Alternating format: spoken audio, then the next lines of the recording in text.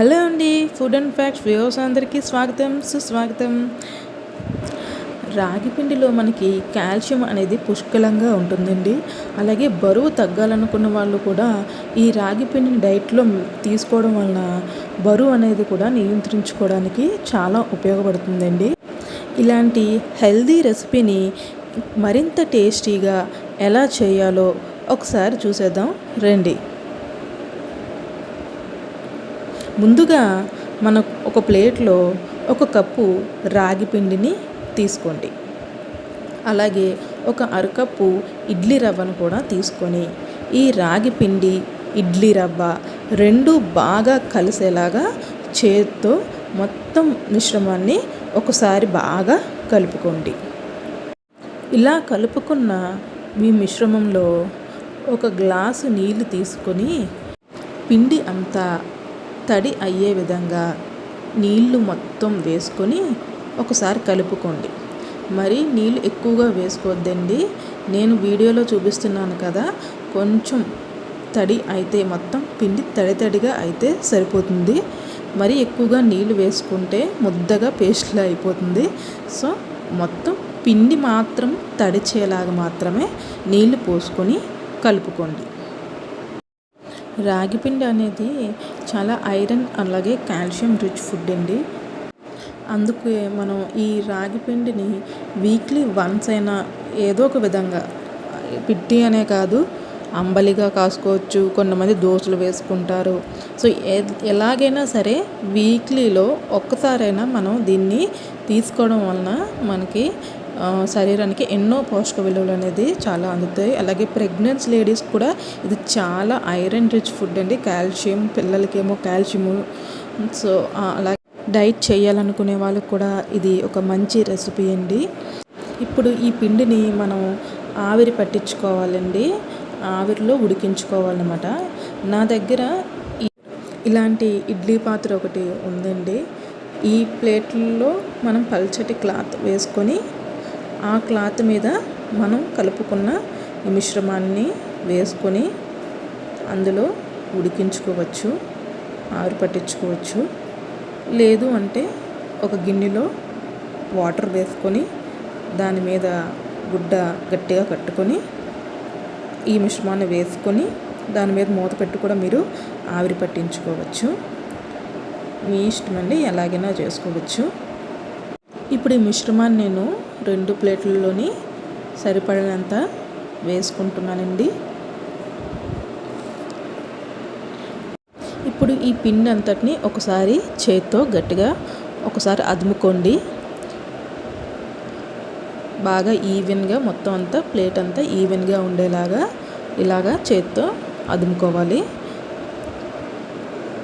ఇలా అదుపుకున్న తర్వాత ఒక స్పూన్ కానీ చిన్న గరిటె కానీ తీసుకొని అన్ని వైపులా చిన్న చిన్న కన్నాలు పెట్టుకోండి. ఇలా కన్నాలు పెట్టుకోవడం వలన ఆవిరి అనేది మొత్తం స్ప్రెడ్ అయ్యి పిండి అంతా చక్కగా మగ్గడానికి ఉపయోగపడుతుందండి. నేను మొత్తం 2 ప్లేట్లలోని ఇలాగా మధ్యకి ఘాట్లు పెట్టుకుంటున్నాను. సో మనకు పిండి అనేది బాగా ఉడుకుతుంది. ఇప్పుడు ఈ గుడ్డని ఈ 4 వైపులా ఉన్న గుడ్డని పిండి మీద పరుచుకోండి. ఇలా తయారు చేసుకున్న మిశ్రమాన్ని ఇడ్లీ పాత్రలో పెట్టి ఉడికించుకోవాలి. మనం ఇడ్లీ పాత్రను ఉడికించుకున్నప్పుడు ఫస్ట్ 5 నిమిషాలు హై ఫ్లేమ్లో పెట్టుకోండి.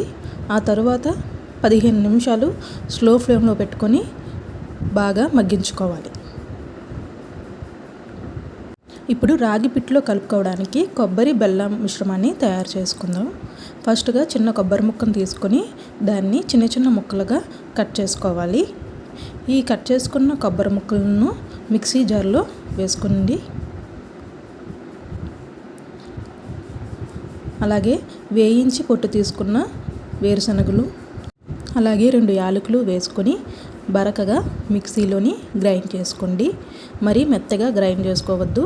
కొంచెం బరకగా ఉంటేనే మనకి తింటున్నప్పుడు ఫ్లేవర్ అనేది తగులుతూ, కొబ్బరి ముక్కలు అలాగే వేరుశనగ ఫ్లేవర్ తగులుతూ చాలా బాగుంటుంది.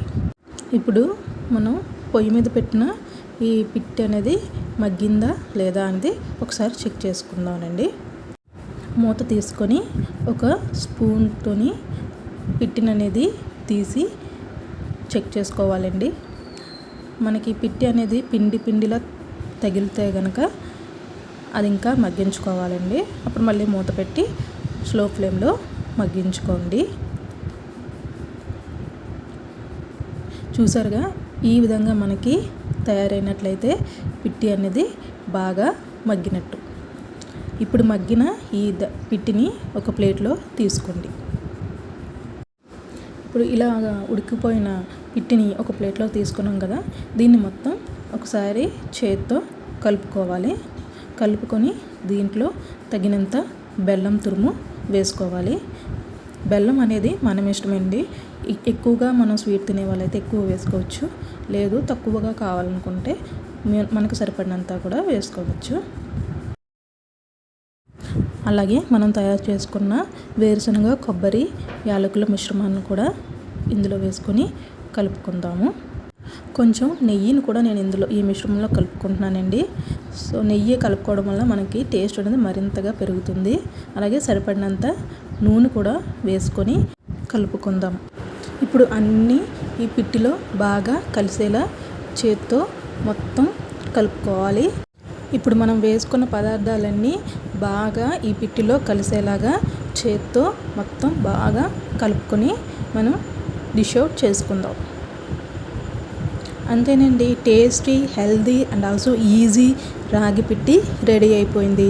సో మీరు కూడా మీ ఇంట్లో ట్రై చేసి ఎలా ఉందో నాకు కామెంట్ చేయండి. ఓకేనా? Please subscribe food and facts. Thank you. ఇంకా కనిపించట్లేదండి మీది అని ఎవరైనా కామెంట్ చేశారనుకో, అప్పుడు నేను చెప్తాను నా కెమెరామ్యాను అసలు వరస్ట్, ఒక యాంగిల్ తీయడం రాదు. Please subscribe, like, share Food and Facts food channel. Thank you.